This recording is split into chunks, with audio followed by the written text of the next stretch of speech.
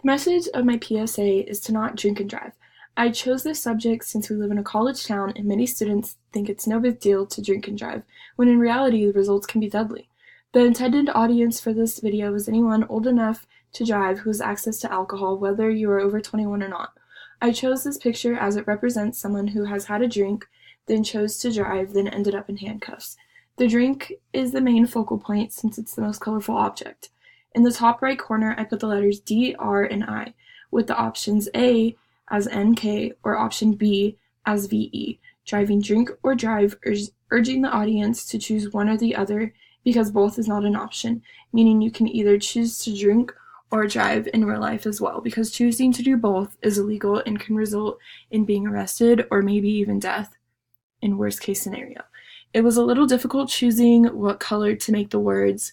I think white makes it stand out, but matches the color theme still. I wanted to do red, but it was too alarming and did not fit the right theme. I used Word to make my PSA.